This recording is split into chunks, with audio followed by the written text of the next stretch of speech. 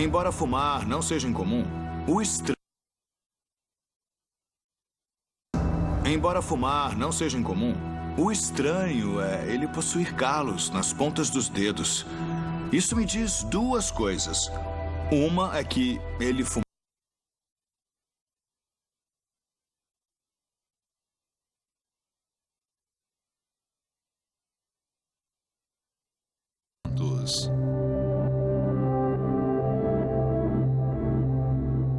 A KNBC, a nossa afiliada em Los Angeles, informa que Corey Haim foi encontrado morto hoje cedo. Senhoras e senhores, Corey Haim! Como astro mirim, Corey Haim foi o grande ícone da Hollywood dos anos 80, estrelando uma série de sucessos que culminou com a comédia de terror Os Garotos Perdidos. Os críticos previam que ele se tornaria um dos maiores atores de sua geração. Mas algo deu errado. Aos 18 anos, ele já não tinha mais papéis. E ele passou sua vida adulta à margem de Hollywood, falido e esquecido. Mas em 10 de março de 2010, ele foi internado no Centro Médico Providence St. Joseph, em Burbank, na Califórnia, sob circunstâncias misteriosas. E menos de uma hora depois, estava morto. Os primeiros relatos dizem que ele sofreu uma overdose de drogas. Seu vício em drogas era bem documentado. Tem sido uma batalha. Uma batalha de verdade. Mas nos meses anteriores à sua morte, amigos e parentes diziam que ele estava sóbrio. As pessoas têm que parar de falar que foi uma overdose até a gente saber exatamente o que o relatório toxicológico diz. Ninguém sabe. Quando ele finalmente ficou sóbrio e largou as drogas nas quais era viciado, as ofertas de papéis principais voltaram a surgir para o Corey. Eu fiquei muito feliz por ele estar bem. Ele estava sóbrio, tinha arrumado a vida. Nós sabemos que ele era usuário de drogas. Mas seus amigos e parentes dizem que ele estava sóbrio há meses antes da sua morte. Então, será que ele tinha escorregado e sofrido uma recaída terrível? Ou aconteceu alguma outra coisa que acabou levando à morte dele? Autópsia de famosos. Corey Haim.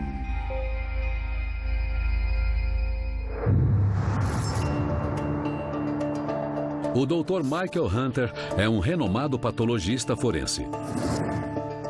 Ele já realizou mais de 4.000 autópsias para investigar e revelar a causa da morte. Hoje, ele é o legista-chefe de uma das maiores cidades dos Estados Unidos. Depois que Corey Haim morreu no Centro Médico St. Joseph, uma autópsia minuciosa foi realizada. E este aqui é o relatório dessa autópsia. E eu pretendo usá-lo para descobrir os motivos por que este jovem ator morreu tão tragicamente com menos de 40 anos.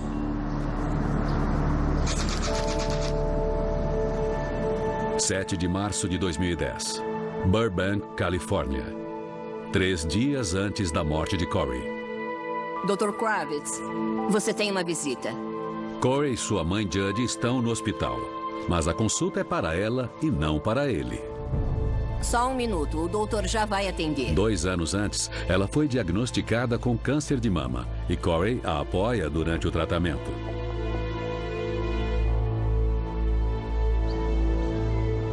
Ele mora sozinho. Então, ela se muda para seu modesto apartamento em Burbank para ficar mais próxima a ele neste período. Embora tenha ganhado milhões quando adolescente, as finanças de Corey não estão na melhor forma. O Corey tinha problemas financeiros. Ele parou de ganhar tanto dinheiro quanto estava acostumado. Ele trabalhava em tempo integral, regularmente, como todos os atores trabalham. Mas ele acredita que virou uma página, tanto em termos de saúde quanto de carreira. Dava para ver nos olhos dele. Ele estava pronto para um retorno. Olha o dinheiro, Kiwi! Corey acaba de terminar mais um filme, Decision. Embora não seja uma superprodução, significa que ele voltou a trabalhar. E ele também está negociando um novo projeto com produtores de Hollywood, desta vez para dirigir, além de atuar. À primeira vista, o corpo dele não exibe sinais externos óbvios de trauma. Ele está em forma, tem um peso normal. Externamente, ele parece um homem saudável de 38 anos. A única coisa que eu vejo são diversas tatuagens.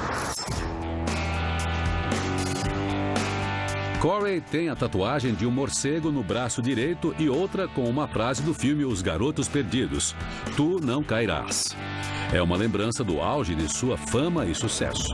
Em 1987, Os Garotos Perdidos chega aos cinemas, lançando seu jovem elenco ao estrelato. Misturando terror e comédia adolescente com uma trilha sonora moderna, o filme logo se torna um clássico cult dos anos 80 e transforma seu astro Corey no jovem mais famoso do mundo.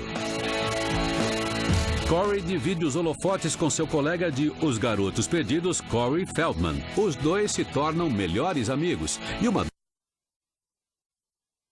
um reality show chamado The Two Coreys em 2007. Oi. Corey Haim nasce em Toronto, no Canadá, em 1971. Aos 9 anos, ele começa a atuar e logo consegue papéis na TV e no cinema em seu país natal. Sua grande oportunidade é como protagonista de A Inocência do Primeiro Amor, aos 14 anos. Por sua performance, Corey é indicado por desempenho excepcional de um jovem ator em comédia-drama no Young Artist Awards. Seus pais decidem se mudar para Los Angeles para incentivar sua carreira como ator. Logo, começam a chover papéis. Ele podia ter feito basicamente qualquer coisa. Ele tinha uma pilha de uns 12 roteiros. Eu acho que, dessa altura, no balcão... Corey! Mas no fim dos anos 80, após o sucesso de Os Garotos Perdidos, sua estrela perde o brilho. Corey sucumbe ao clichê de Hollywood do astro mirim que desaparece na vida adulta. Ele teve alguns anos difíceis, sabe? As pessoas não lhe davam oportunidades. Ele estava ansioso para resolver as coisas, para voltar aos trilhos, para encontrar um rumo.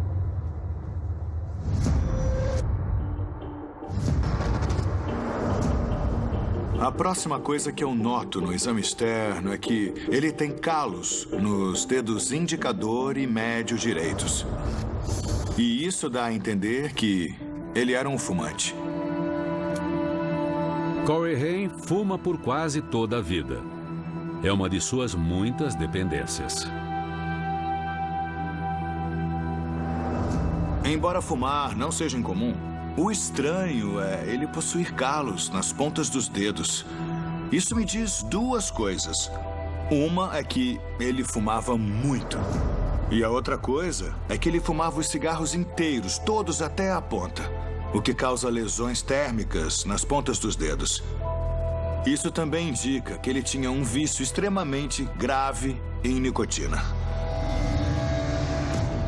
O cigarro pode causar vários tipos de problemas de saúde. E avançando no relatório de autópsia, bem no item rins, eu vejo o termo nefroesclerose. A nefroesclerose é uma lesão nos rins que é muitas vezes associada à pressão alta, mas também encontramos isso em pessoas que têm diabetes. Ao longo do tempo, pode ser uma condição fatal, mas não costuma ser associada apenas ao fumo. Com frequência, existem outros fatores importantes que levam a isso.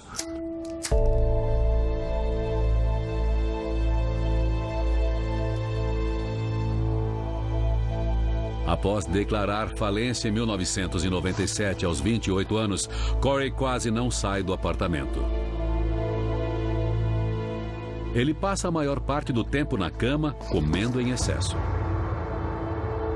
Seu peso chega a 136 quilos.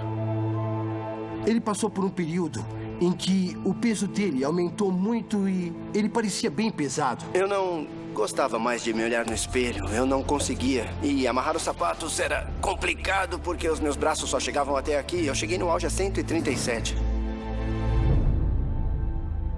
Por 10 anos, um estilo de vida desregrado faz seu peso subir e descer. Ele chega ao ponto de ganhar dinheiro vendendo seus dentes e mechas de cabelo na internet. Então, em 2009, sua mãe é diagnosticada com câncer de mama e ele é obrigado a despertar. Ele percebeu que precisava dar um jeito, não só de ficar sóbrio, mas também de aprimorar o seu talento para, quem sabe assim, conseguir mais oportunidades. O sangue do Corey foi enviado para um exame de diabetes. Mas eu vejo pelos resultados que, embora ele fosse pré-diabético, não tinha desenvolvido. Então, ela não teve um papel na morte dele. No entanto, há pistas preocupantes no relatório de toxicologia que me fazem questionar o estado mental dele nos dias e meses anteriores à sua morte. Apesar de estar saudável e trabalhando, ele tomava o medicamento fluoxetina, um antidepressivo. 7 de março de 2010, Burbank, na Califórnia, 3 dias antes da morte de Corey. Depois de levar sua mãe à consulta médica, Corey está sozinho em casa. Com seus dias como astro de Hollywood guardados em um passado distante, ele vê poucas pessoas, além de sua mãe, alguns amigos e vizinhos. Eu sei que o Corey teve bons amigos na infância, mas, sinceramente, enquanto a nossa amizade durou, não apareceu ninguém. Era muito difícil para ele, porque, mais do que nunca, ele precisava de amigos. Não de conhecidos, amigos de verdade, amor, amizade, um ombro para chorar. Ele vivia muito triste. Talvez porque ele foi magoado pelas pessoas. A fluoxetina não é a única droga que me diz algo sobre o estado mental dele. Eu também vejo no relatório que ele estava tomando olanzapina. E ela costuma ser receitada com um antidepressivo para tratar o transtorno bipolar. O transtorno bipolar é uma doença que afeta o humor. Os pacientes passam da depressão à mania e vice-versa. O abuso de drogas entre as pessoas com transtorno bipolar é comum, porque elas tentam obter algum tipo de controle sobre as oscilações de humor. E se o Corey tinha transtorno bipolar, estaríamos lidando com um risco muito maior de uma recaída. Eu não acho que o Corey se recusava a falar sobre as questões mais profundas por pensar que a ignorância é uma bênção. Ele se recusava a falar sobre as questões mais profundas porque ele tinha medo que fosse uma caixa de Pandora. Eu descobri no relatório de autópsia do Corey que ele tomava fluoxetina e olanzapina. Estas drogas são usadas no tratamento de depressão e transtorno bipolar. O que levanta a questão, para mim, sobre o estado da saúde mental dele. A depressão é quando você fica para baixo, certo? É um distúrbio de humor unipolar. É quando você se sente triste, sem esperança, impotente. No transtorno bipolar, você tem períodos de tristeza e períodos de mania. Os relatórios da investigação não mencionam se Corey tinha transtorno bipolar. Então era estranho que ele estivesse tomando olanzapina. No entanto, as quantidades dos dois antidepressivos eram muito baixas. E qualquer que fosse o motivo do consumo, ele não teve uma overdose. E eles não contribuíram para a morte dele. Mas estas não são as únicas drogas no relatório de toxicologia. Também havia traços de THC no organismo dele. E isso indica o consumo recente de maconha. 1986, Hollywood, Califórnia. Aí, Corey, só cerveja, cara. Aê. Aos 15 anos, Corey é um adolescente rico e famoso. E aí, quer experimentar? Vai aí. Durante a filmagem de Os Garotos Perdidos, o clima é de festa. Esse é o primeiro contato de Corey com as drogas. Puxa bem. O Corey foi do Canadá para Los Angeles. E aquele garoto, ele acabou assumindo responsabilidades demais para alguém tão novo. E ele não era supervisionado bastante. Ser um ator mirim significa basicamente duas coisas. Você tem muito tempo livre e dinheiro demais para gastar. Ou seja, eles acabam aprontando bastante, sem dúvida. Além disso, ele está sofrendo. Ele não vai com você. Ele tá atrasado. Ele vem comigo. Não encosta Ele em mim. Ele fica comigo. também. Ele precisa da mãe. Não é bem assim. Após a mudança para Los Angeles para impulsionar sua carreira, o casamento dos pais de Corey logo desmorona. Eles se divorciam. E seu pai, que também é seu agente, volta para o Canadá. Então vai embora. O Corey ficou arrasado com o divórcio dos pais porque ele amava a mãe e ele amava o pai. E ele ainda era muito próximo dos dois, especialmente da mãe. A mãe dele e o Corey tinham um relacionamento lindo. Crianças que tiveram experiências traumáticas, hoje nós sabemos que são mais suscetíveis, anos depois, a sofrer de coisas como transtornos depressivos de humor. Ei, saúde, cara. Saúde. Sem o apoio de sua família e exposto a alguns dos maiores figurões de Hollywood, Corey está em posição altamente vulnerável.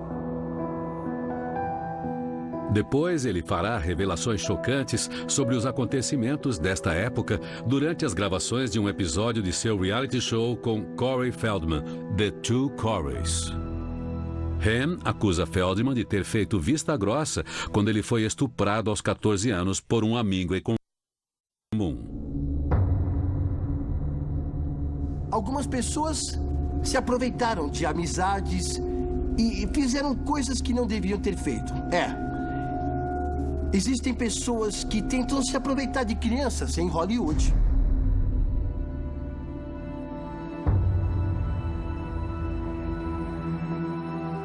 A confissão de Corey sobre o que aconteceu com ele choca o país e é confirmada por Corey Feldman.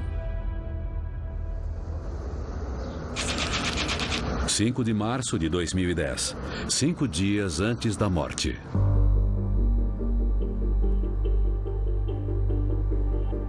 Corey está na casa que divide com sua mãe, Judy. Mais cedo, ele teve uma consulta médica sobre uma lesão no ombro e recebeu uma receita.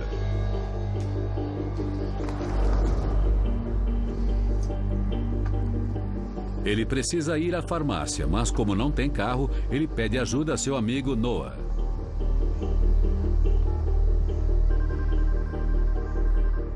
Eu vi o Corey várias vezes antes dele morrer. Uma das primeiras vezes foi quando ele pediu uma carona até a farmácia. Ao encontrar THC no sangue do Corey, a minha preocupação passa a ser que ele fumasse maconha há muito tempo. A maconha pode ser uma porta de entrada. Isso significa que você pode se acostumar a se sentir bem usando a droga, que é relativamente benigna, e aí passa para drogas mais pesadas. No relatório da autópsia, uma observação diz, abre aspas, o falecido admitiu em entrevistas o uso de cocaína. Então é claro que o patologista que realizou a autópsia fez o exame para cocaína. 1988, Hollywood, Califórnia. Aos 17 anos, Corey Haim tem um vício grave em cocaína. Eu até tentei fazer com que ele diminuísse o ritmo, pegasse mais leve. Eu falava para ele, cara, esse não é o melhor caminho para você, sabia? Boatos sobre seu uso de drogas começaram a circular pela indústria.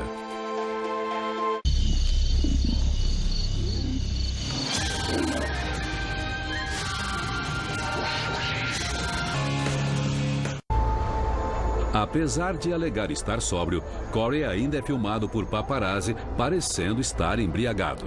Então, Corey, um Lamborghini? É isso aí. Eu queria ter um. Eu acho que sou viciado em basicamente tudo e acredito que eu vá ser o que chamam de reincidente crônico pelo resto da minha vida. No entanto, olhando o relatório de autópsia, o resultado foi negativo para a cocaína e, na verdade, para todas as outras drogas ilegais, com exceção da maconha. Então, as alegações dos amigos e parentes de que ele estava totalmente sóbrio na época da morte são completamente verdadeiras. Drogas ilegais não causaram a morte dele. –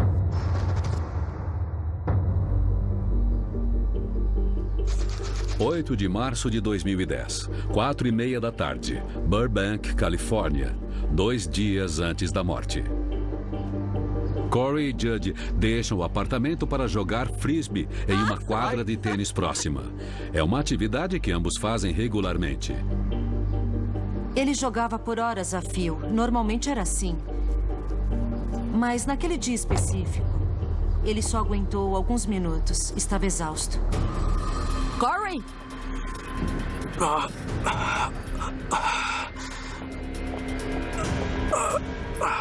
Ei, Corey, o que foi? Na verdade, Corey está tão cansado que precisa da ajuda da mãe para voltar ao apartamento e à sua cama. Olhando o histórico médico, eu vejo uma possível explicação para a fadiga repentina. A hipertensão, mais conhecida como pressão alta. Com o tempo, a hipertensão pode causar diversos problemas médicos graves, alguns dos quais podem ser fatais. Um derrame ou até um ataque cardíaco.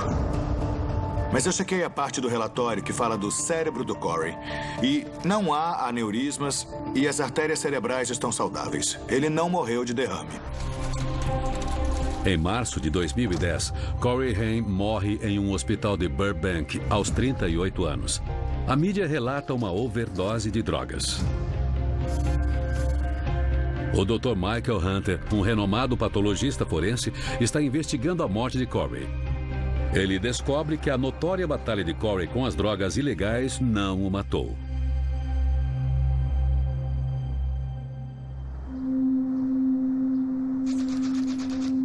8 de março de 2010, 5 da tarde, Burbank, Califórnia. 2 dias antes da morte.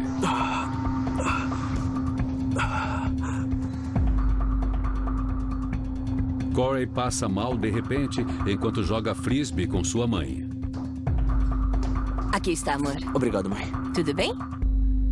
Olhando o relatório de toxicologia, eu vejo algo que pode explicar porque o Corey estava se sentindo tão fraco. Parece que ele estava bem resfriado. Ele estava tomando vários remédios que não exigem receita, incluindo dextrometorfano, que é um xarope para tosse, difenidramina, um antialérgico, e ibuprofeno, que combate dor, febre e inflamações. 9 de março, 10h30 da manhã, um dia antes da morte. Corey está tomando remédios para tratar o que acredita ser um resfriado. Noah liga para Corey para ver se eles podem se encontrar. Alô? A Judge atendeu o telefone. Oi, Noah, como vai? E ela disse, o Corey não está muito bem. A gente saiu para jogar frisbee e ele está meio doente agora. Ele está meio com febre, ele não está passando muito bem. E agora ele está descansando. Claro. Bem no começo de março, o inverno está acabando e as pessoas ficam doentes. Ninguém achou que fosse nada demais. 11 da manhã. Corey ainda está de cama, sentindo-se mal. Ele não levanta desde as 5 horas da tarde anterior. De repente, ele é tomado pelo enjoo. Vem, volta pra cama. Judy leva Corey de volta ao quarto e lhe dá mais remédios para aliviar os sintomas.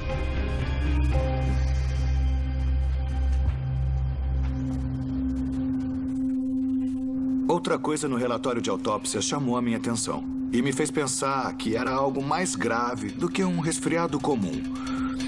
O sangue do Corey foi testado para influenza, que é potencialmente fatal. A influenza ou gripe é causada por um vírus que afeta o sistema respiratório. Ela ataca o nariz, a garganta, os brônquios e os pulmões.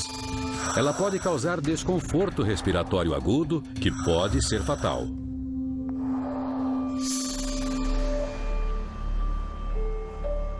Uma da tarde, 13 horas antes da morte.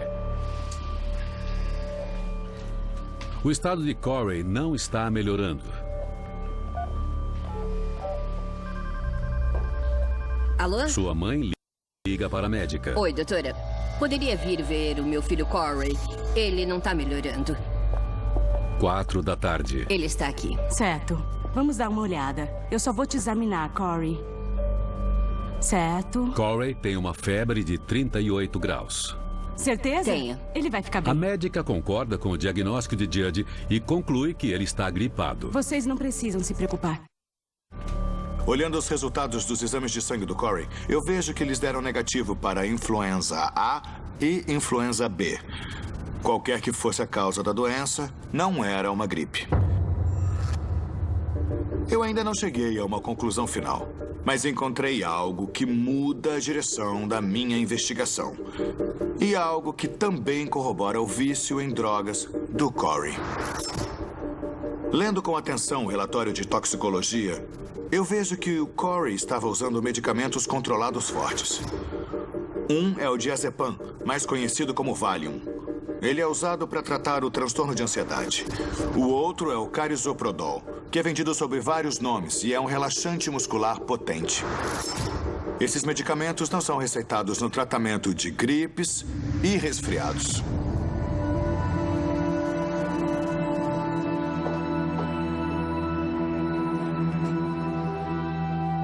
Quatro dias antes, Corey foi à médica reclamando de uma dor no ombro. Ela receitou estes analgésicos.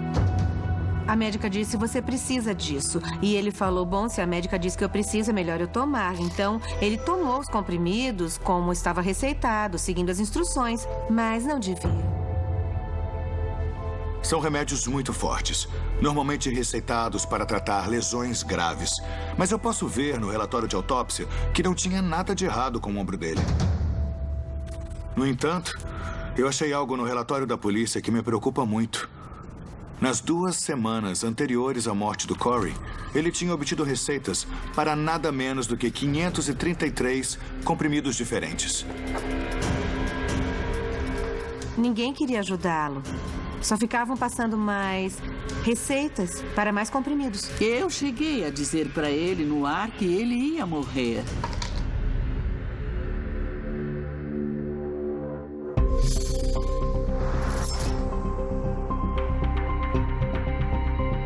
Eu descobri que o Corey tinha obtido 533 comprimidos nas semanas anteriores à sua morte.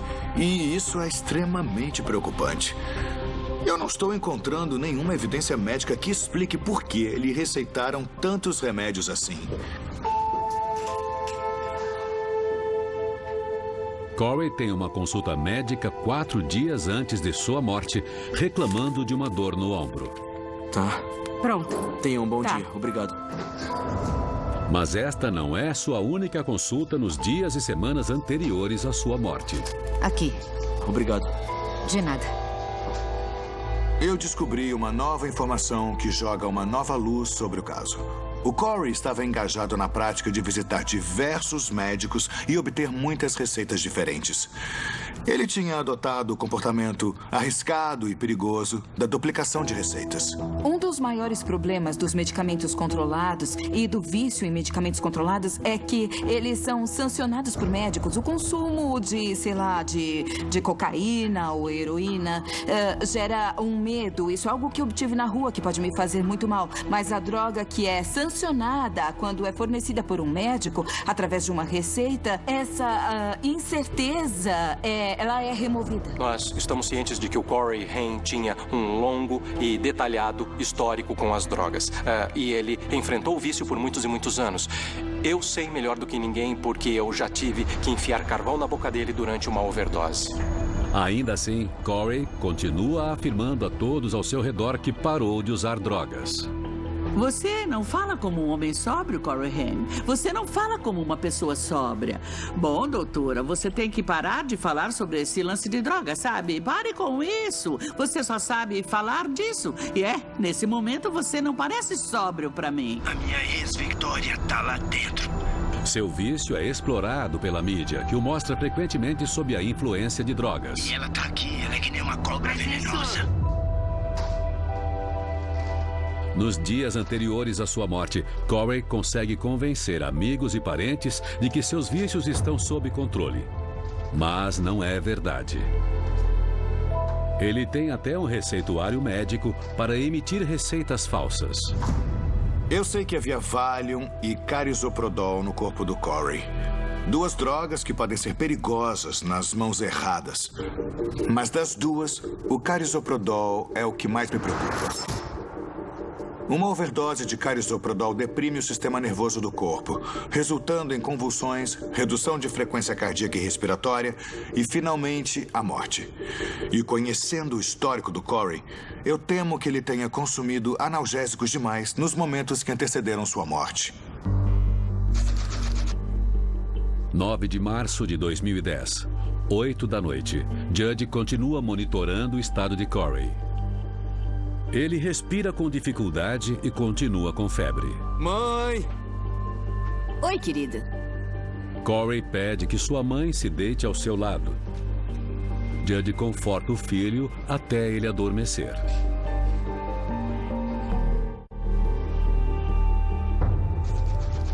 10 de março de 2010, 00:30.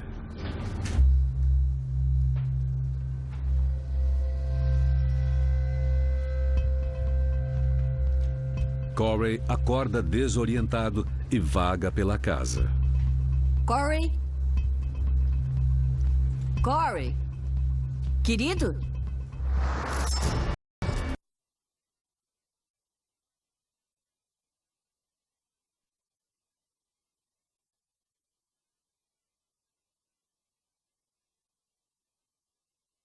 Judd liga para a emergência. Este é o áudio real da...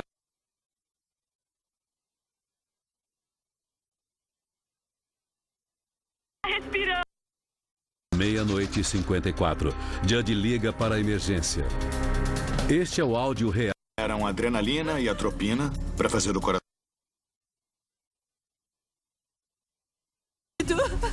Não. E naloxona, que combatem a overdose por opiáceos.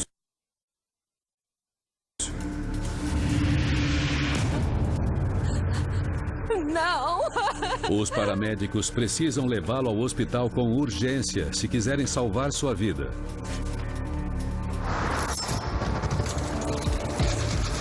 1:34 da manhã. Corey chega ao Centro Médico St. Joseph. Ele é atendido pelos médicos que conseguem restaurar seu pulso. 20 minutos depois, os médicos acreditam que o ressuscitaram. Mas quando cessam a massagem cardiorrespiratória, os sinais vitais de Corey caem. Os médicos reiniciam o procedimento. Mas Corey continua não reagindo. Afastar. –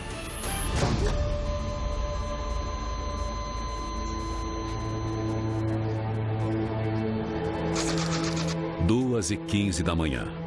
Corey Haim é declarado morto.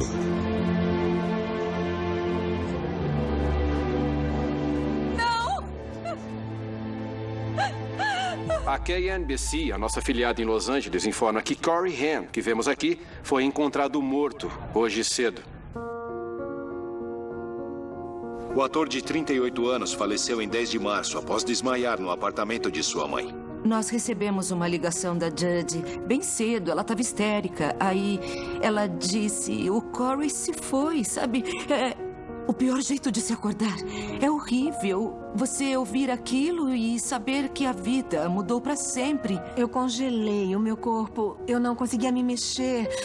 E eu achava, muito tempo atrás, que isso podia acontecer. Mas ele parecia ótimo. Então, foi um choque. O enterro judaico para poucos convidados ocorre em 16 de março de 2010, na Capela Memorial Steeles, em Thornhill, Ontário.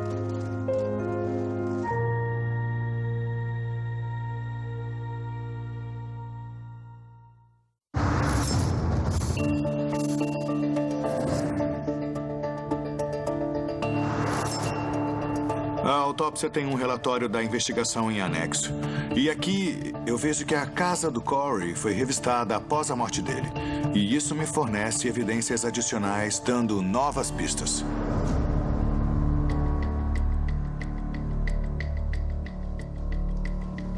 Ao revisitar o apartamento, a polícia encontra vários frascos de medicamentos controlados. A lista inclui Valium, Carisoprodol, Aldol e Zyprexa.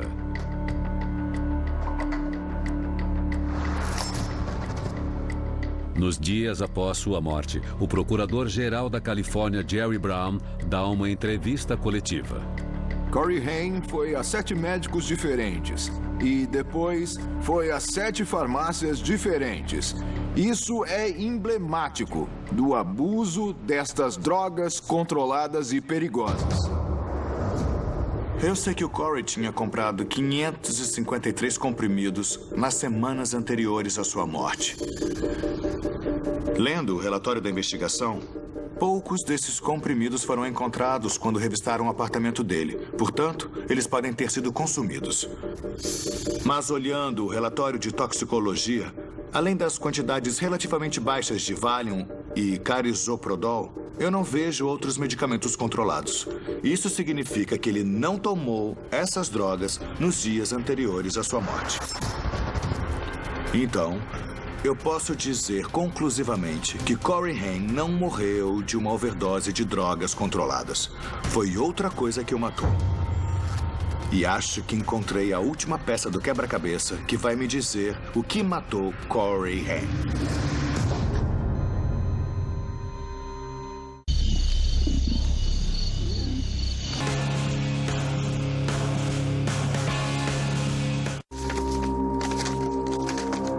De acordo com a mãe dele, nos momentos anteriores à morte, ele estava com muita dificuldade para respirar.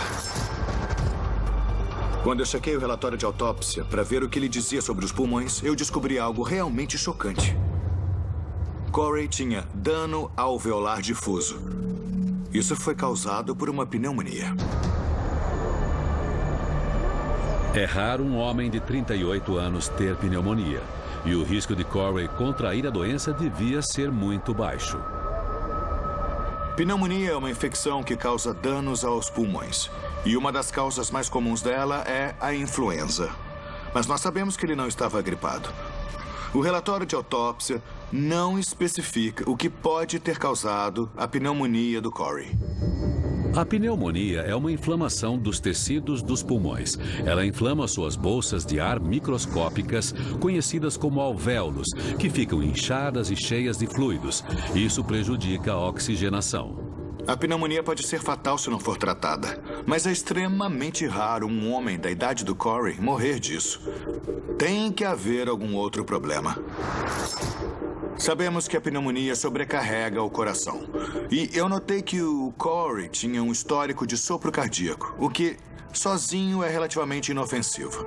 No entanto, isso me fez pensar no que mais a autópsia tinha a dizer sobre o coração dele. E o que eu descobri me dá a pista final para determinar como Corey Haim morreu. Sei que ele tinha um problema cardíaco, porque ele sempre fazia assim e apertava o coração.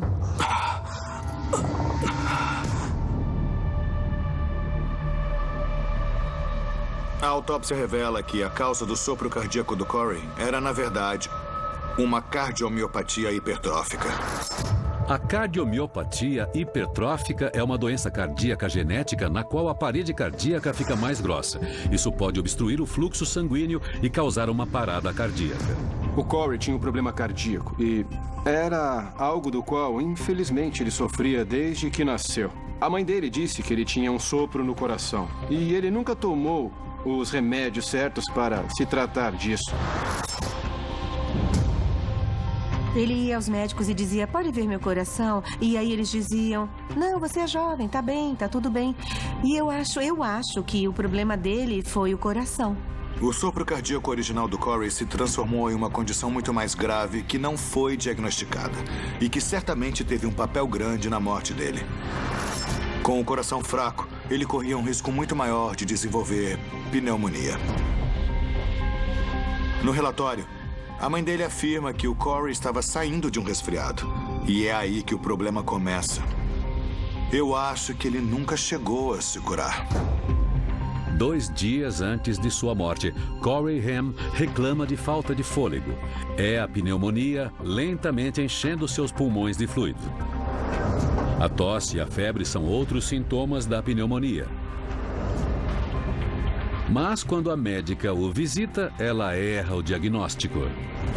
Vítimas de pneumonia geralmente são crianças, idosos e pessoas com doenças pré-existentes que a tornam incapazes de poder combater uma infecção. E nesse caso, era o problema cardíaco do Corey. A cardiomiopatia hipertrófica aumentava o risco dele de desenvolver pneumonia e reduzia suas chances de sobreviver a ela. Ele simplesmente não conseguiu combater a infecção. E hoje eu posso dizer que no fim foi a pneumonia junto com a cardiomiopatia que causou a morte dele. Contrariando a mídia que noticiou uma overdose de drogas, o legista afirma que Corey morreu de pneumonia, citando seu problema cardíaco como fator significativo. Apesar de ter passado a maior parte da vida viciado em drogas de um tipo ou de outro, não foi isso que o matou. Em uma trágica reviravolta do destino, Corey Haim morreu apenas de causas naturais. Uma das tatuagens de Corey dizia: "Tu não cairás". Infelizmente, ele não foi capaz de seguir este lema e passou a maior parte da vida enfrentando vícios sem fazer jus ao seu potencial. É irônico seu maior sucesso ter sido Os Garotos Perdidos. Porque ele era um garoto perdido. E foi um garoto perdido até o fim da sua vida. Corey, olha pra mim! Corey! Aqui! Eu sinto falta do sorriso e da risada dele, sabe? Ele era como meu irmão caçula e basicamente eu sinto muitas saudades todos os dias.